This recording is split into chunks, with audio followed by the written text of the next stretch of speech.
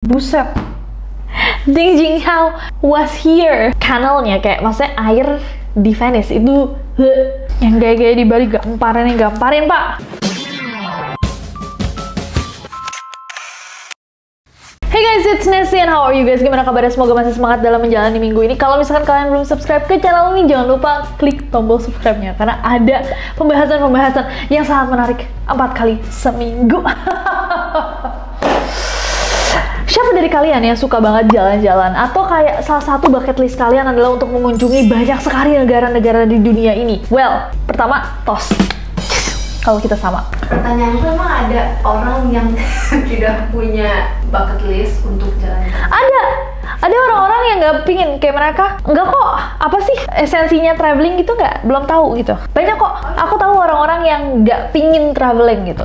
Apakah kalian suka traveling atau enggak guys? Sebelum kita masuk ke video, coba komen di bawah. Ada peribahasa lama di mana bumi dipijak, di situ langit dijunjung. Yang artinya kita tuh harus selalu menghormati dan juga mengikuti adat istiadat dari suatu tempat ketika kita mendatanginya. Mulai dari turis yang ditahan karena mencuri pasir di Italia sampai yang melecehkan adat dan budaya di Indonesia. Hari ini kita akan melihat turis-turis yang ditangkap. Dan mungkin kita bisa belajar dari mereka juga. Kesalahan mereka. Jangan ngikutin mereka. Oke, so langsung aja, let's get to it. Kita akan mulai dengan satu kasus di Pulau Sardinia, Italia. Di tahun 2019, ada sepasang cowok-cewek asal Prancis yang berlibur ke Pulau Sardinia di Italia. Dan mereka guys ditahan karena mengambil pasir di pantai. Mungkin kalian kayak, lah emang nggak boleh ya? Emang ilegal ya mengambil pasir di pantai? Apparently mereka nggak hanya ngambil pasir di pantai, mereka ngambil pasirnya tuh sebanyak 40 kg. Buset. Pasir-pasir itu dimasukin ke 14 botol besar, dimasukin ke dalam mobil, terus mobilnya naik kapal feri untuk kembali ke daratan. Ketahuan lah bahwa mereka bawa pasir-pasir itu, ditangkap, terus pas ditanya mereka kayak, hah emang ngambil pasir ilegal ya? Apparently yes. Mau dengan alasan oleh-oleh pun seperti mereka, ngambil pasir di Pulau Sardinia itu ilegal karena banyak banget yang mau ngambil pasirnya dan itu jadi incaran para turis. Dan ternyata hal ini guys membuat para penduduk setempat itu terancam mengalami erosi karena demand, jadi ada supply gitu loh guys. Jadi orang-orang tuh bahkan memperjualbelikan pasirnya tadinya tuh online. Akhirnya di 2017 Italia membuat peraturan yang mengatakan bahwa perdagangan pasir, kerikil, dan kerang adalah tindakan ilegal dan bagi siapapun yang melanggar akan dikenakan denda sampai 3.000 euro atau sekitar 47,48 juta rupiah. Tuh kan, coba kalau nggak nonton video ini, kalian ke Pulau Sardinia ngambil pasir? You're welcome. Next, masih dari Italia, kita ke Venezia. Venice ini satu kota yang indah banget. Dulu aku di awal-awal bikin video, juga salah satu video aku adalah vlog ke Venice. Di Venice tuh banyak banget arsitektur yang bagus-bagus banget, jembatan-jembatan indah. Dan kebanyakan turis yang datang tuh kalau kalian punya uang ya guys, kalian akan naik gondola kapal untuk keliling. Waktu aku kesana, budgetnya nggak ada.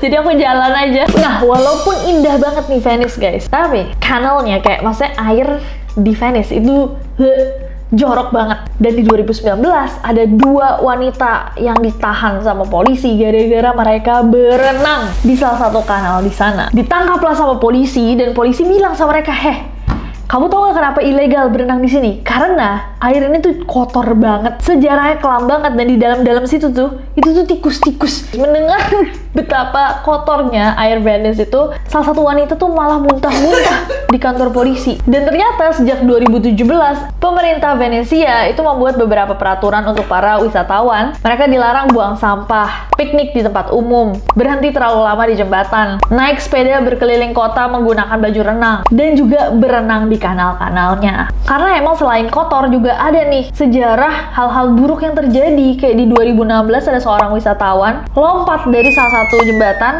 pas dia mau kena air disamber sama taksi air sampai dia kehilangan nyawanya. Kalau menurut aku sih kayak nggak usah sih, is disgusting. Next, Tenerife, Spanyol. Ini ngomongin Tenerife atau Tenerife? Tenerife. Coba guys, kalau ada yang tahu, komen di bawah. Yang jelas pulau ini tuh terletak di Canary Island, Spanyol, dan merupakan pulau yang sangat indah. Di tahun 2019 ada sepasang turis Inggris yang berantem di sebuah restoran. Karena berantem ini, mereka tuh mulai berteriak dengan suara yang sangat-sangat lantang, dan si perempuan itu dalam keadaan mabuk. Gak lama kemudian, si perempuan itu keluar dari restoran berjalan kaki bersama anaknya yang baru berusia, maaf, gimana dia jalan sama anaknya yang baru berusia 3 bulan? Kan anaknya nggak bisa jalan. Anaknya di stroller guys. Dan ditinggalin aja si cowok. Si ayah khawatir dong guys. Terus dia menelpon polisi setempat untuk mencari istri dan anaknya. Dalam waktu cepat, sang ibu berhasil ditemukan di jalanan dekat hotel. Tapi anehnya, sang ibu tidak membawa anaknya. Pas ditanya, ternyata ibunya nggak tahu anaknya di mana. Langsung semua anggota kepolisian dikerahkan untuk mencari anak itu, dan 40 menit kemudian polisi mendapatkan laporan tentang penemuan sebuah stroller berisikan bayi yang langsung dikembaliin kepada ayahnya, sedangkan para petugas langsung menangkap sang ibu. Si ibu ditangkap atas kejahatan pengabaian sementara seorang anak dan terancam mendapatkan hukuman sampai 6 bulan penjara. Dan ternyata ilegal di banyak negara di dunia untuk lalai dalam menjalankan tugas kalian sebagai orang tua, dan apapun yang kalian lakukan kepada anak kalian itu bisa dihukum. Di Indonesia gimana? Gitu deh. Oke. Tapi akhirnya si ibu tuh dibebasin dengan catatan dia bersaksi bahwa dia nggak akan melakukannya lagi. Next, Luxor di Mesir. Kasus yang satu ini sebenarnya bukan tentang penangkapan dari polisi setempat, melainkan kehukuman yang dia dapatkan. Jadi di tahun 2013, ada seorang turis asal Cina, Ding Jinhao, yang usianya 15 tahun, mengunjungi salah satu bangunan kuno yang sangat bersejarah di Luxor, Mesir, yaitu Luxor Temple. Saat berkeliling nih di bangunan yang berusia 3.500 tahun itu, Ding berhenti di salah satu tempat. Dan seperti orang-orang norak ya, dia nulis Ding Jinhao ada di sini. Ding Jinhao was here. Pakai U nggak? Was here. Nah saat itu aksinya Ding tuh nggak ketahuan. Jadi dia dengan gampangnya balik aja ke rumah. Tapi yang lucu adalah dia kan naruh namanya ya guys. Di foto sama salah satu turis Cina lainnya, di post di media sosial. Dan jadi viral. Dalam beberapa hari, orang-orang menemukan bahwa pelakunya adalah si Ding Jinhao. Aku bingung deh, kalau aku nulis ini aku mikir gini, kok orang-orang tahu ya kalau si Ding ini yang melakukan? Kan dia nulis ya namanya Ding Jinhao. Iya, dia nulis Ding Jinhao. Orang bisa tahu kan? Iya, betul, mungkin kayak dia dengan stupidnya dia juga ngepost dia lagi di Mesir. Ini lagi viral, terus teman-temannya kayak, kan teman kira si Ding Jinhao yang ada di kelas kita habis ke Mesir tuh. Kayaknya dia deh. Banyak banget orang di internet yang ngamuk ya. Iya, orang ini adalah bangunan 3.500 tahun ya guys. Ditulisin Ding Jinhao was here. Mereka mengintimidasi dengan menyebar informasi pribadinya Ding sampai komputer sekolahnya Ding Jinhao itu dihack. Akhirnya pemerintah Cina meminta maaf, termasuk orang tuanya Ding, dan Ding juga nangis-nangis minta maaf karena he was there. He was in fact there. Next. Oke guys, yang terakhir ini terjadi di Indonesia, tepatnya di Bali. Mungkin kita udah sering ya dengar tentang turis-turis Bali yang meresahkan. Nah, belum lama ini ada seorang wanita asal Jerman yang berjalan di tengah-tengah pertunjukan tari Bali dalam keadaan tanpa busana.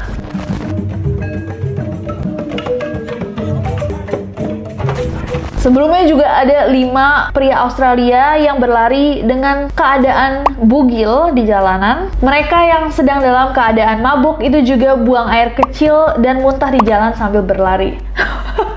Multitasking banget nih orang-orang ya. Nggak bisa tenang-tenang aja hidupnya. Nah, cerita-cerita yang barusan aku bilang itu nggak yang terburuk jika dibandingkan sama kasus yang dilakukan sama pasangan turis asal Ceko, Zdenek Sluka dan Sabina Dolizalova di kawasan Monkey Forest, Ubud, Bali. Jadi lewat Instagramnya, pasangan ini mengunggah sebuah video yang menunjukkan si cowok mengambil air mancur suci di pancuran Pura Beji dan airnya dia gunakan untuk membersihkan pacarnya. Dan setelah melakukan hal itu, mereka ketawa tanpa merasa bersalah sama sekali. Tak šup, Sabinko, musíš se umýt svěcenou vodou. Šupky. Musím. Pocákej jí. Aby nám ta frda sloužila až do smrti. Of course, masyarakat Indonesia, especially Balinese people, sangat-sangat marah tentang hal ini. Namun lewat Instagram story-nya, mereka mengaku bahwa mereka tuh nggak tahu kalau itu tuh air suci maupun pura suci. Dan karena ulahnya, mereka ditangkap dan diminta untuk melakukan upacara adat bernama Guru Piduka sebagai simbol permintaan maaf kepada Tuhan. What is wrong with these people? Oh my god. First of all, tahu nggak tahu kayak apa sih pentingnya nyuci pacarnya di Instagram? Kadang tuh aku conflicted banget sama turis-turis ini. On one side, kayak I'm super happy ketika mereka datang, enjoy Bali, cause Bali is so beautiful, Indonesia is super beautiful. Dan kita senang lah kalau misalkan sektor pariwisata di Bali hidup lagi gitu, seperti sebelum pandemi. Tapi di sisi lain, dengan adanya kayak orang-orang yang pakai visa palsu, diam-diam tinggal di Bali, tanpa visa kerja, padahal mereka kerja. Dan yang paling bikin aku geram itu adalah orang-orang yang mengeksklusifkan dirinya sendiri di Bali dan cuman mau bergaul sama orang-orang ekspat juga. Jadi seakan mereka hidup di tengah warga Bali dengan treatment raja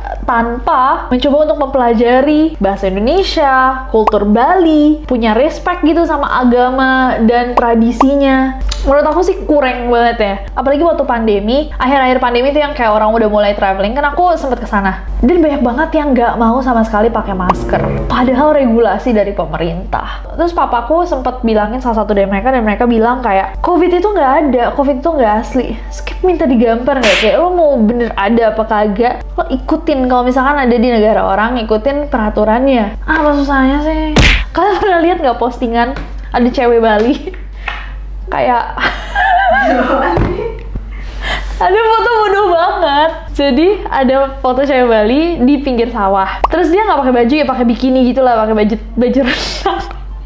Terus dia pose, di belakangnya tuh ada petani-petani. Terus dia caption tuh kayak, oh I feel so lucky atau apa gitu. Ngerti gak sih? Kayak dia merasa dia beruntung banget, sementara dia nggak sadar privilege-nya gitu. Masa dia gunain petani sebagai objek yang menunjukkan bahwa dia beruntung karena dia nggak harus kerja keras kayak orang-orang itu di negara orang. Yang gaya-gaya di Bali gamparin pak. Sorry. Bali tuh lagi orang-orang overstay di situ. Iya, orang-orang overstay, orang-orang pakai visa palsu. It's so cheap, malah ngajarin orang-orang untuk tinggal di Bali dengan murah. Kayak otak you, di mana otak you? Anyways, itu tadi. Kalau misalnya kita jadi turis, jadilah turis yang bermartabat ya guys, yang memiliki integritas dan humility.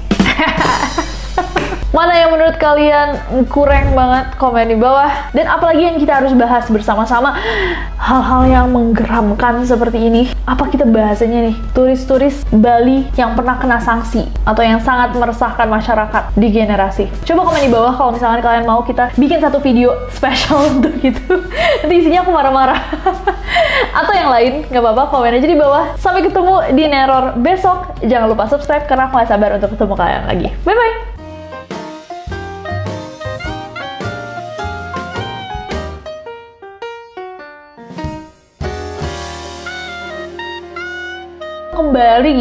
Kembali. Apparently hal ini